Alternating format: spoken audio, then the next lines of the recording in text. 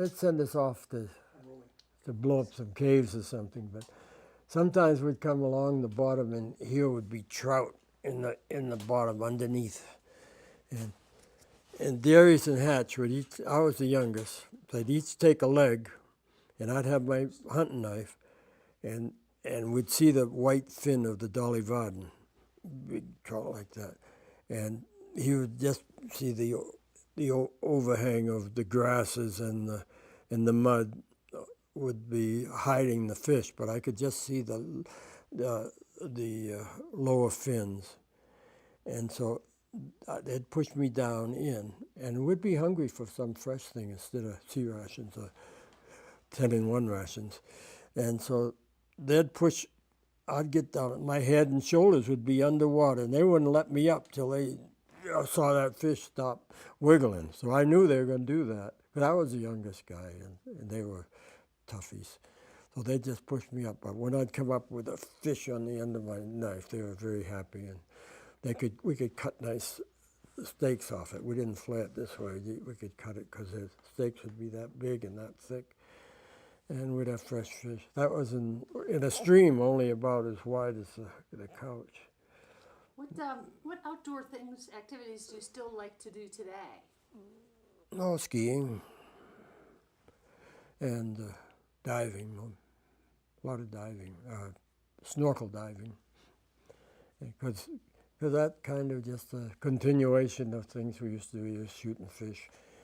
You know, we do a lot of, Nita and I both dive and shoot fish, and then she hollers when a big eel comes out. Huh? Remember that? I saw this underneath this cave. Here was a fish that I thought was that big around, and it gray and about that long, and I didn't see the whole thing. Remember when I shot that? How about horses? And out it came out, it wasn't a fish, it was an eel, a big moray eel, and boy did he fight. And I swam as fast as I could. I'd have guessed Nita wasn't there. And I went right by the ponga, and I handed it to my students, my gun. And he was at the end. They said, "Here comes Tapley, you got something now." I could hear him say that as I was swimming. I had my fins, you know. I passed it. I didn't want anything to do with it. Then they brought it, they lifted it up and put it in the boat, and they almost wrecked my boat with all the oars and everything else crashing down on the eel until it was dead. I said, "Oh, what did I do?" But it wouldn't hurt them, you know, unless they bit them. But they'd have to stick their hand in the mouth. Talk a little bit about horses, about what you like to do with horses. Yeah, I like to pack horses. I packed for, in Glenwood Springs, I bought, a long time ago, I bought a whole bunch of horses and ran pack trips up into the flat tops. And there was a cabin up there, which was a good thing, and we were near that. And we got a lot of snow. I used to pack horses up in there and pack elk out. Now someone would shoot an elk, and then they'd ask me to go up and get it. And how about even today? For horses, yeah, I do a lot of packing, and I could pack out an elk if I haven't been elk hunting, but I've packed out stuff with Martin. He had some horses up there, and what do you like about packing out? Well, the horses are all your friends, and you just they like to carry loads, and you feed them, take care of them, and they take care of you. You take care of the horses, and then you graze them, and they like to see you in the morning, and when you go up to them, you give them oats and stuff. And what do you like about being out? Well, it is. Well, once you're out there, I like it here, but you just feel like you're out, and the whole world is right there, and you just no one. You have to make your own decisions. No one. You make your fire, and you're comfortable, and you just are able to prepare for whatever happens. Maybe it's going to rain, and maybe it's going to snow, and you you have to anticipate what's going to happen so that you're comfortable all the time, because it's no fun to be uncomfortable. And you're usually warm, and you like to make a nice camp and leave it so that it looks practically the same as when you come into it. I don't like to come into it just a real camper's camp where everybody's been camping all the time. I like to go into a place, but wherever you've had your tent, you fluff up the grass again, and you don't go whittling on trees and things like that, but you make a fire, and then when you're through with the fire, you burn it all up so that there's no charred wood left. Then you dig it down and stir it and mix until it's clear out, and you put water on it, and then go over under a tree somewhere and get a piece of grass or from a distance where there's lots of grass, and you put it on there and you camouflage where you've been, and so that people don't even know you've been there. And then you fluff it all up around, and a lot of the kids that I've taught, I'd come back up and see a little around the fire pit. You could see where the fire pit was, but in the middle it was just beautiful. They even put a few flowers there. And so I'd have them go back up and camouflage all that edge, put dirt in it, and so that it's exactly the way it was when they left. Do you think learning these kinds of skills has given you character or taught you character?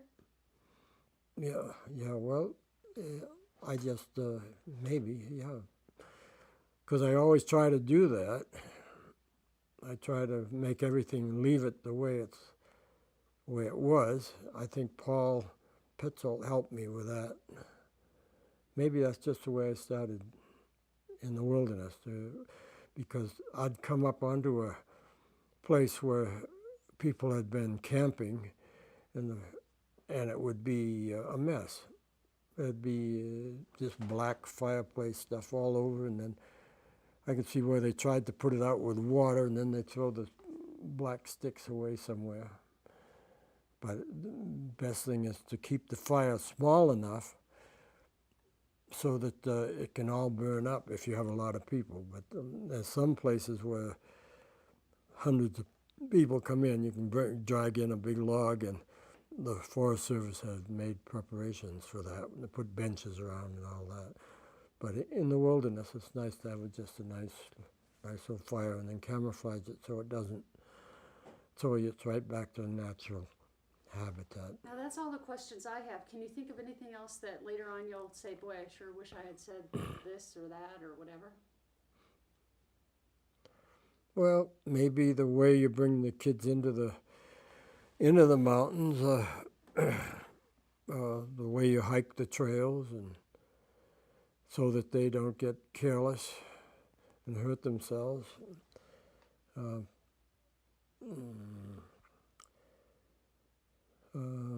No, I can't. You've asked just about everything there is, I guess. If you were going to give me a short summary of all the pretty cool things that you do or have done in recent history, like being a model, maybe you could talk about your own painting, things that are a little bit different than what the average person is doing. Paintings? Yeah, I like to, I don't know. Yeah, I do painting because I like to mix the colors together and try to make it look like the wilderness or a flower or trees. See if you can copy the wilderness, because I have it in my mind what it looks like, and so I usually don't have to look outside to see what a tree looks like. I know how many veins in a maple leaf and stuff like that, and how long the fir needles are and how long the spruce needles are, and the bark on the aspen and the bark on the fir tree. Tell me a little bit about being a model for Tom. Tom Lovell, yeah, it was fun because he would just have me stand doing things with a horse or sitting on a horse. He wanted and what side of the horse you get on, and how you lead a horse, how you hold the rope when you're leading the horse, and then after you, and how to saddle the horse, and oh, what else? Yeah, modeling for him. He would have me wear my buckskin clothes, and he'd want to know. Well, let's see. Can you think of anything else that give me some cue tips or whatever you call it, cue cards? Why did he pick you? Why did Tom Lovell pick you as a model? Oh, someone told him that I did stuff with horses. I had horses, and then he came down here and saw the horses and saw me and talked to me and saw that I was with the Forest Service for years and knew about mules, and I had leather pants and I had leather clothes, which helped. And maybe he could make me look like an Indian, and so he just liked to. And then we got along good, have coffee together, and You were a model for how many years? 7, 8, I guess, wasn't it? Yeah, and I'd still be a model for him if he didn't die. But he'd take pictures too. He'd come down here, take pictures, and then I'd tell him, that he'd say, "Well, how come the Indians, if they always got on the right, if they had to get on off the horse on the right side or on them?" I didn't know you can get on. If they're trained, you get on either side. The Indians couldn't bother if they were trying to get off their horse in a hurry. They can get off of the horse on the left side and go behind the rock, and then you want to, let's see, what else would you want to know? About how to tail them so that they go and follow one another, and what else? Let's pause for a sec. You know what I think we might want to do is stop. Here, más o menos. Well, once you shoot all this, Yeah, it's just big stuff. it becomes the property of. Yeah. Usually rates is not a huge issue on a PBS project. Okay.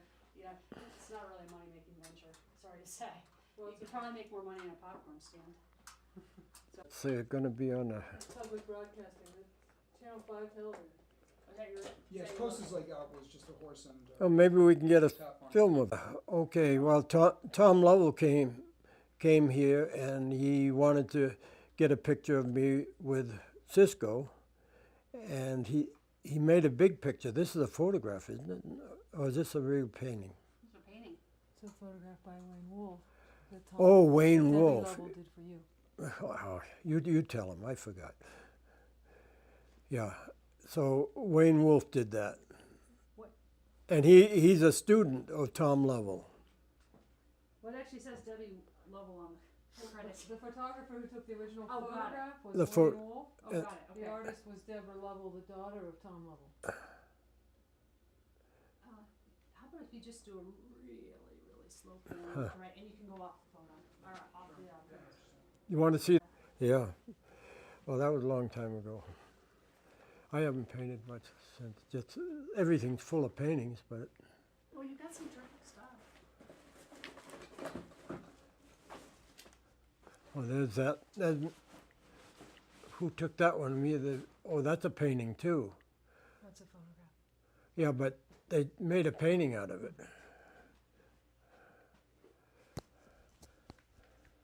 Oh, well,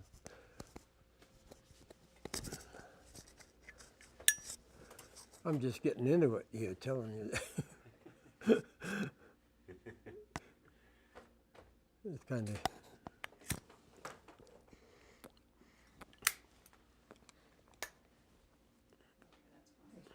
Yeah, you got it on that.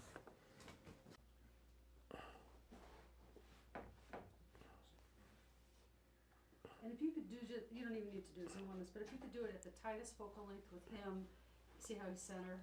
Yep. And then just give it to me, bracket it out maybe 4 times. You like that too, I do too. And you know, sometimes. What if you about the actually one of change Nita the and I formula up a there? little bit, it's a lot better rather Nita? than that, which is Our picture that's up there would be nice. No, this is about you, honey. I'll get Oh, my yeah. I'll get my brownie camera.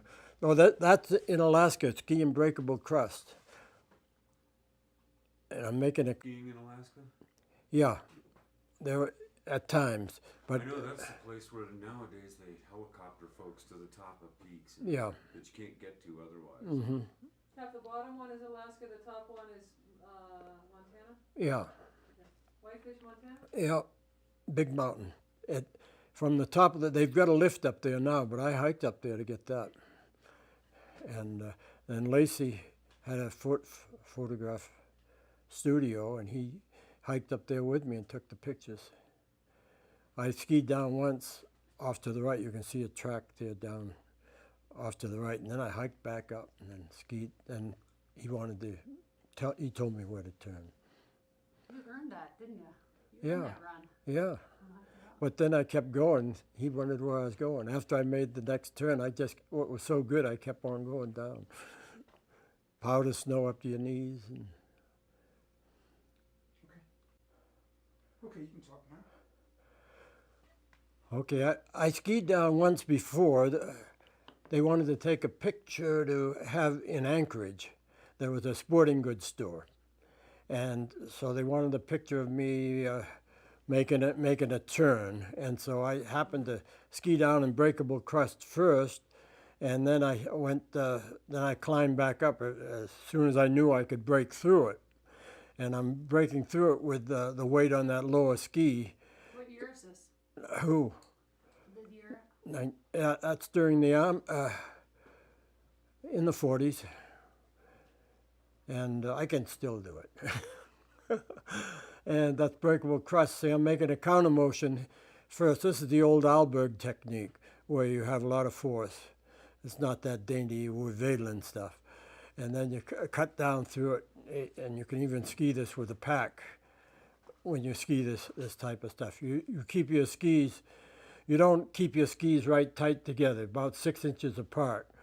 And you make your motion, you kind of lift up, and then you're in the fall line, and then you press down on the outside ski, and you with your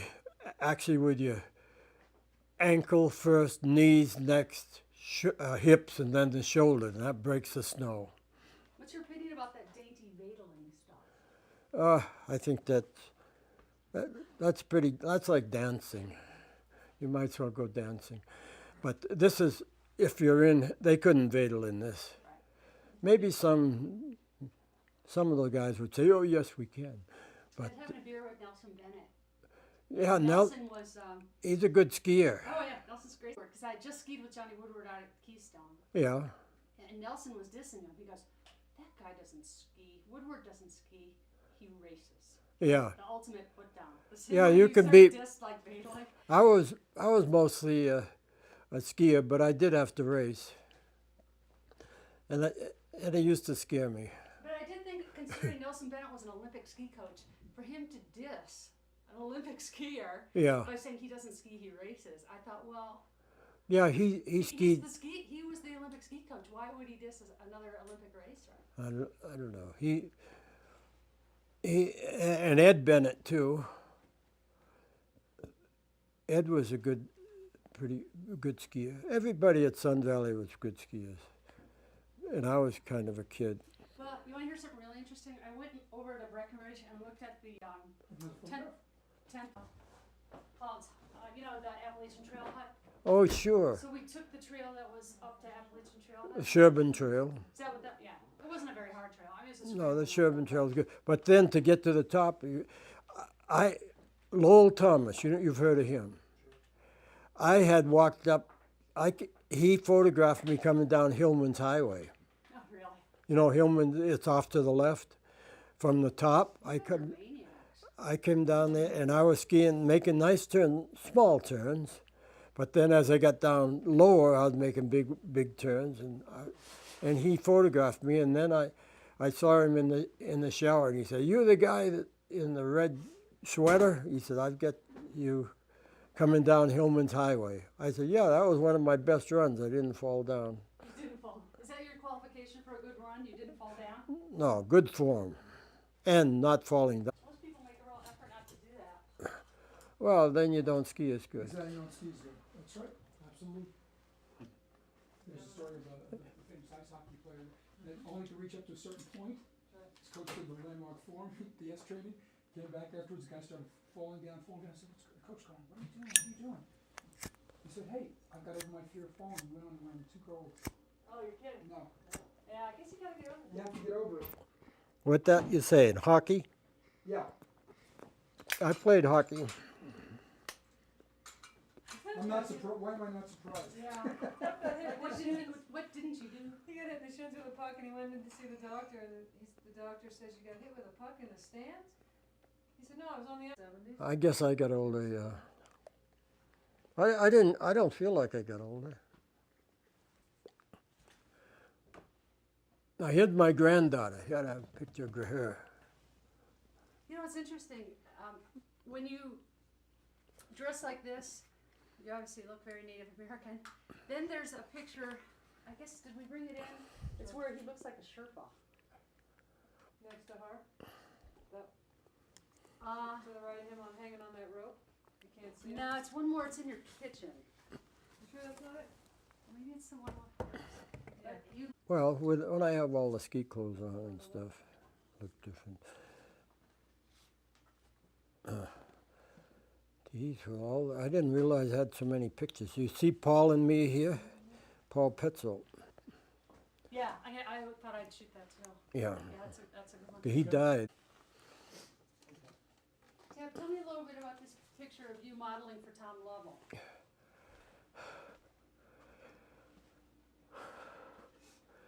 Yeah, he just, that was just a pencil sketch. And he was getting ready to do some other, and then he seemed to like my corncob pipe. And so he just decked me out in those that particular hairdo and the bandana and the pipe. He just, for some reason, he was going to use that in another picture. So he kind of made a sketch and gave it to me. Oh, and it was a birthday present. Wasn't it called Ramrods and Buffalo Chips? What? Was it called Ramrods and Buffalo Chips? Yeah, ramrods and buffalo chips. Do we have a picture of that? No. It's in his book. Oh, it's in his book. Ramrods and buffalo chips, right. We don't have a big picture of that.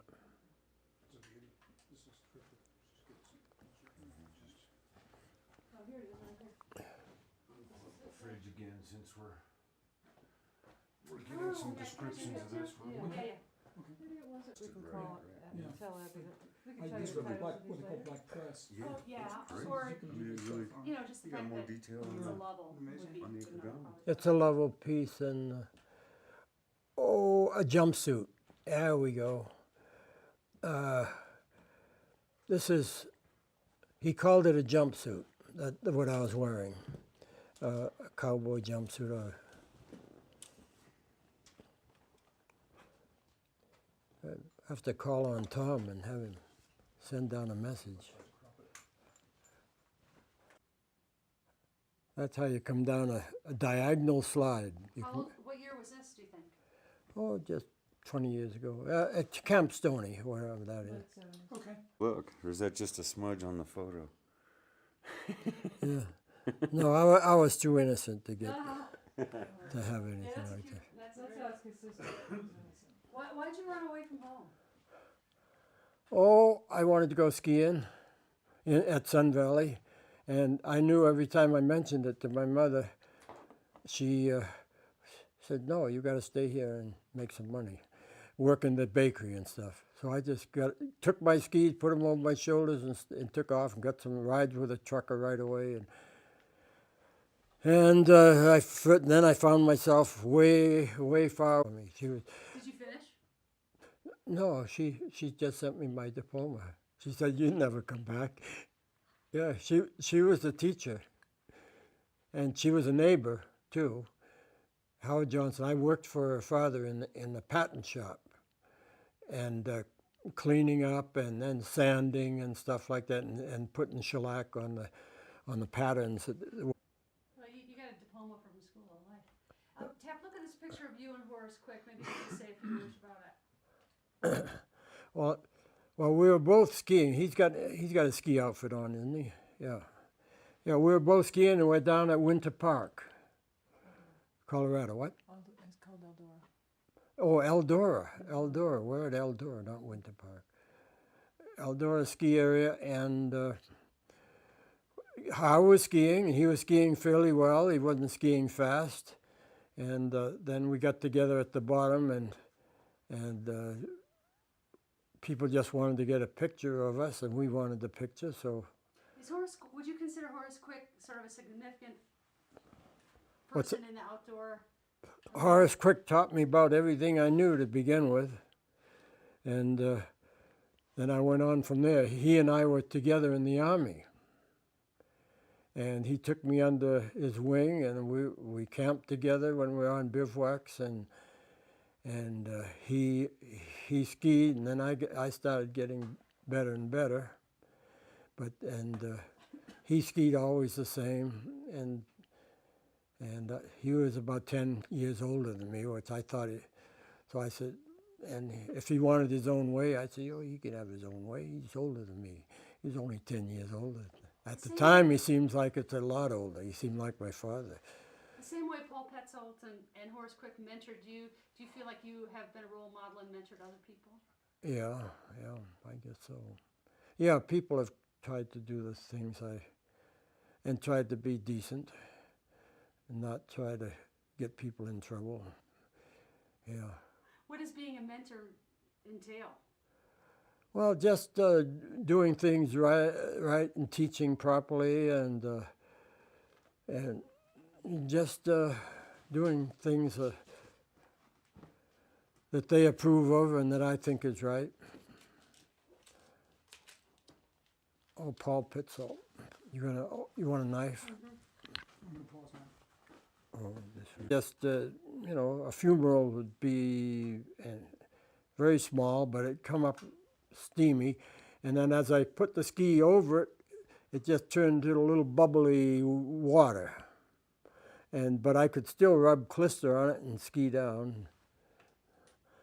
It's almost water skiing. Yeah, it was wet snow, but it was good and heavy snow, and I just could swing down and be under control. It had you under control? Yeah, the snow did. Because it was corn, heavy corn snow. Your skis could get in there nice. You could just swing down there. And it was nice. How big of a hike is it to the top from where you started from? Oh, probably 4 hours. How many thousands of vertical feet? A couple, 2, I guess. Yeah, 2 or 3,000. In the Aleutian Islands, most of them, they aren't that high. You think the Army knew they sent you there to ski? Yeah. Well, no, they sent me there, 12 of us up there to be scouts.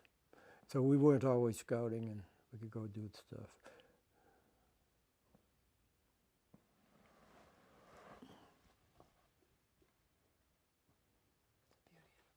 It's a beautiful painting.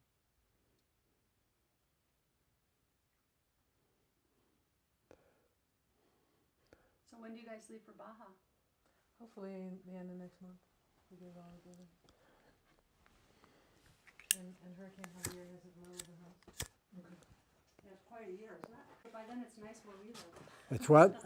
By then it's nice where we live too, by May. Yeah. Well, can you go out diving underwater and stuff? Oh, yeah. Yeah. Well, I'm not certified anymore, but I used to dive like in the Caymans. I would only dive for shoots. Because it's good underwater fishing if you like to hunt. I used to be certified, but not anymore. Yeah. Well, we don't go wearing a lot of stuff. Yeah, it seems like if you're at a good reef, you don't need to go deep. I like to stay in the top. No, Topside. No, you know, I don't go deep, 15, 20 feet. That's deep. 20 feet, I can feel it real hard. I did a shoot for Walt Disney where we had to shoot 50 feet underwater, and I'll tell you, man, what a freaking rigmarole that was. Oh, You know, boy. I thought, after that, Wow. I thought, I'm staying topside. I had to get certified to do it. Yeah, oh, that's terrific, though, but 50 feet. That was I don't know. I dropped down the canyons. about 30 feet down. I dropped my diving knife. I had to go get that. I down near broke my Did ears. you do it free? Yeah, Free? yeah. And I could see the knife in the shiny sand. I kept going down and keep fast as I can. And I get tighter and tighter in the ears, and then finally I got hold of it, and then. I wish you could see it. Okay, next. And I These look to me like outward bound slides. could be. At some point, I'll need to get footage from outward Or bound. Knolls are outward bound.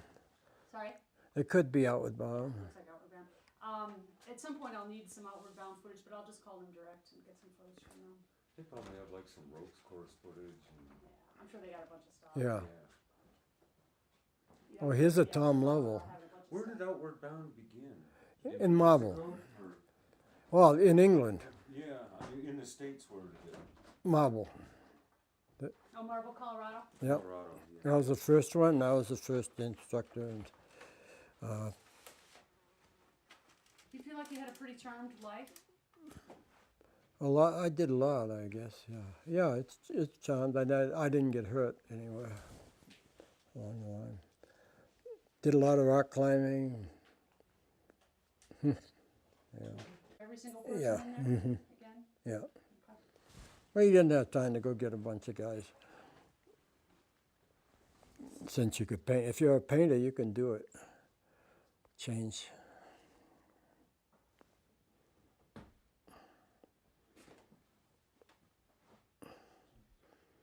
Is he an acrylic guy? Or does he do oil and...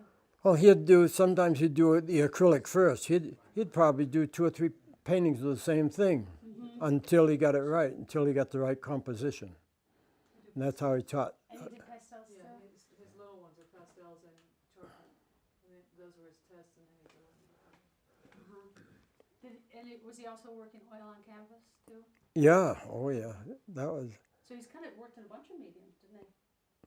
It's nice. He was the illustrator for Collier's Oh, was he? 50s stuff. yeah.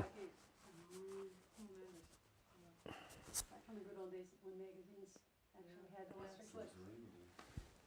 I have a friend who's a cartoonist, and he's also a New Yorker, and he was telling me that he's about my age, and he was telling me that all the old guys who had been there in the heyday of the magazines in the 50s, they're like all 80 and 90 now, but all they could talk about was like you could go from Collier's to Life. You go with your portfolio every Wednesday, call day, and you would go from Collier's to Life to the New Yorker to Ambulances and stuff. Selling that That's kind not of necessarily a footage. good thing. Yeah, Jason, No, you no. guys. That's why I got out of affiliate. I bailed out of Yeah, we all television got out of altogether. real good. Yeah. Well, I'm a network cameraman, but I don't go for, not to the local stuff. You don't want to do. Yeah. No, That's a rough life. I walked it's away. not rough life, doesn't make any difference in anybody's life. Yeah. Now they got shows like Who Wants to Marry an Apprentice and stuff. It's like forget it. It's like. Yeah, Who do you think this was? I like, some suppose. guy? Let's see. In the 50s, I guess. I'm not that.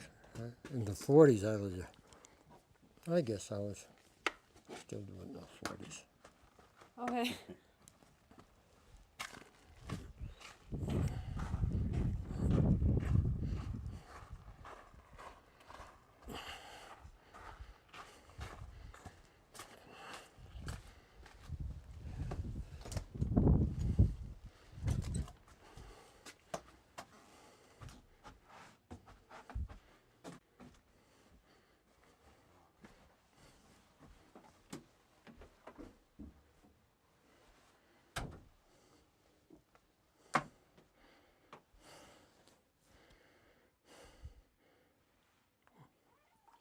Push.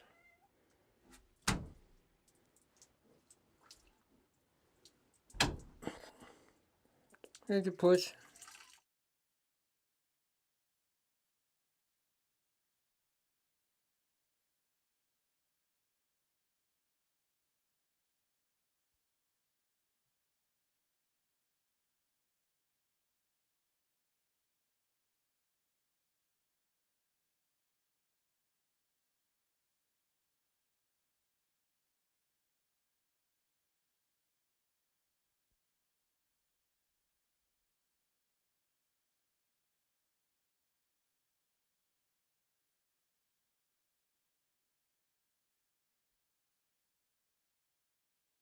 But Is that when something I- you would consider if you were in my shoes?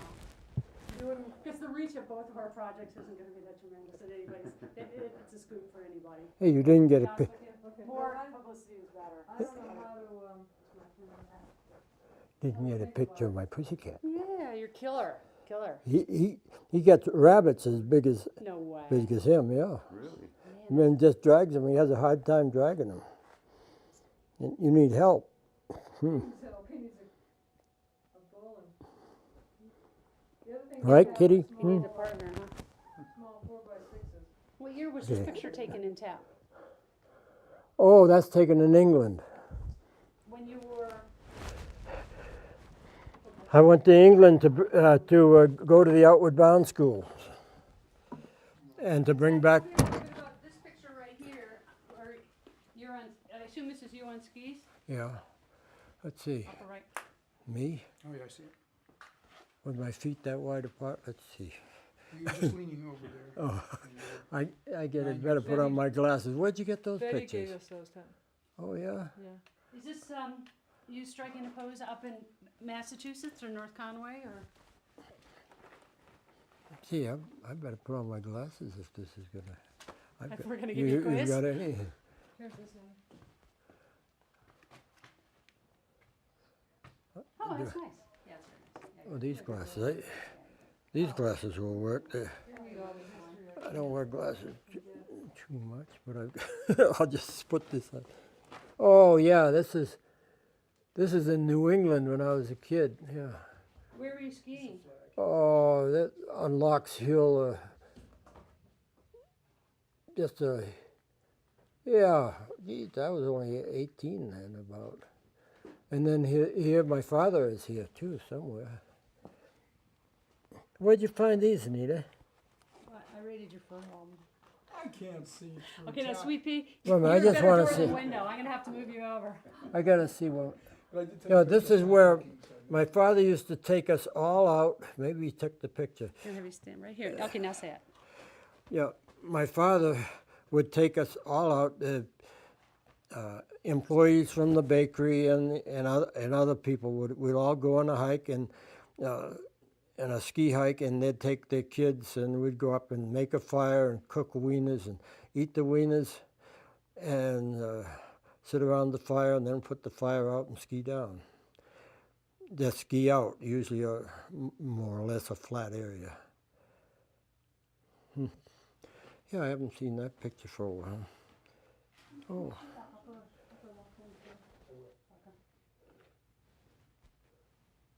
And my mother, a father, a sister, and her brother. And Tom Lovell and Anita there.